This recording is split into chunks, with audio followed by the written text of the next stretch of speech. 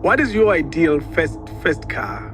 Ideal first car, anything that you can afford. That's the ideal first car. Because our pockets are not the same. That's to be true. honest. I cannot say people must buy Picantos and Suzukis and whatever. Let's put our pockets at the same place. Let's say 10,000 rands. That's my earning. 10,000. You are earning 10,000 rands. Yeah. You have no business buying a car. Hey, my dude.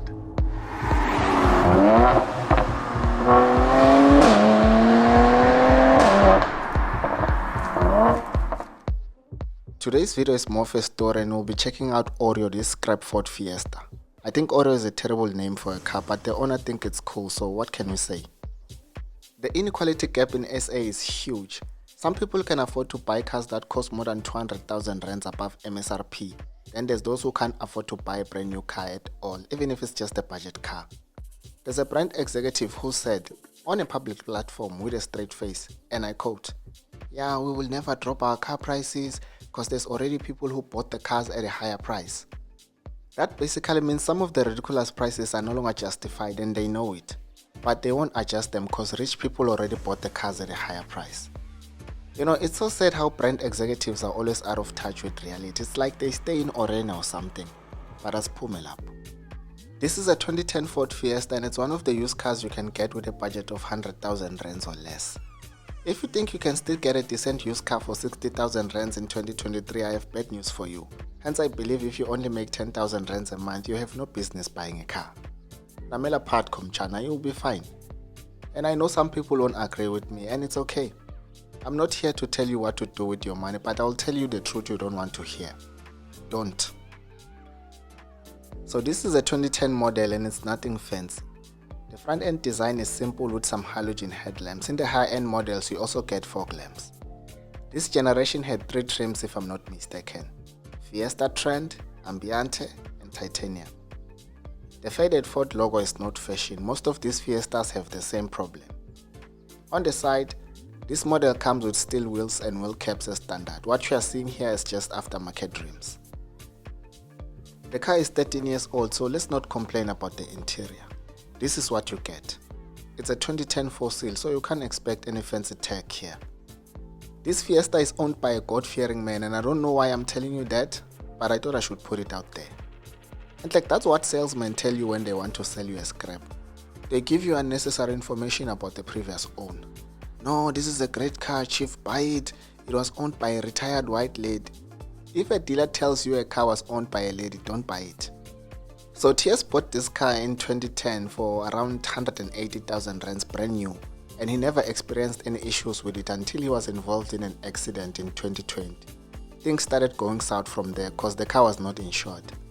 He was only insured between 2010 and 2017. Then in 2017 he tried to claim for hail damage and the insurer said, "No chief, we don't cover that." From that day he was like, "Yeah, fuck, this insurance thing is a scam," so he cancelled it. That's what happens if you don't read terms and conditions before signing up for stuff. Car insurance terms and conditions are very tricky. Some insurers don't cover any damage that is due to a protest, and if you don't read terms and conditions, you won't know that. You will take your car to a national shutdown, and if it gets damaged, you'll be on your own. Then you come here and say insurance is a scam.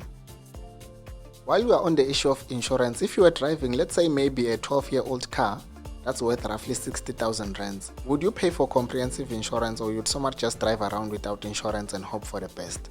Let me know in the comment section. When is the right time to stop paying for insurance? So if you are shopping around for a car that costs less than 100,000 rands, chances are you'll come across a car like this one.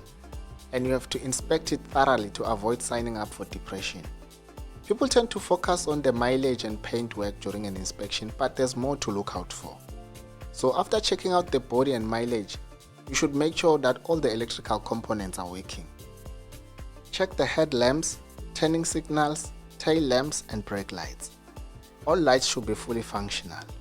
From there, make sure that all the windows can open and close and the aircon can blow both cold and hot air. Then there's the issue of wipers.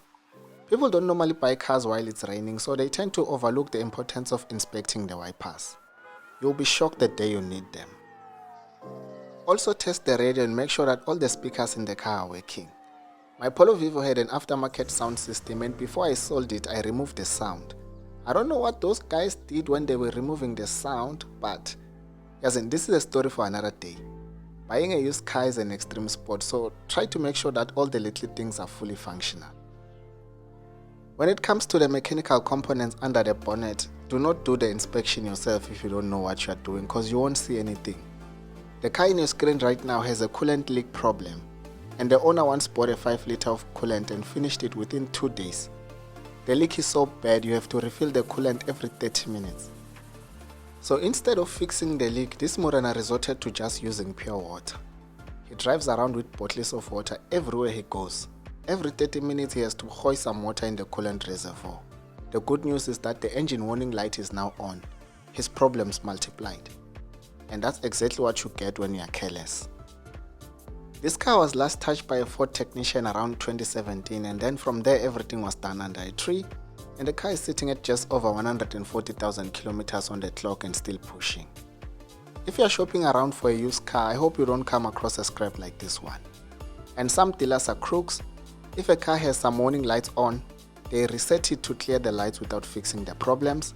Then when I will buy it thinking it has no problems, can't it?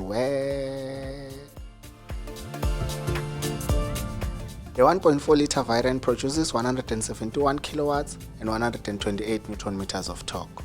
Claimed average fuel consumption is 5.9 liters per 100 kilometers, but most of the guys I know who own this car used to complain about fuel consumption.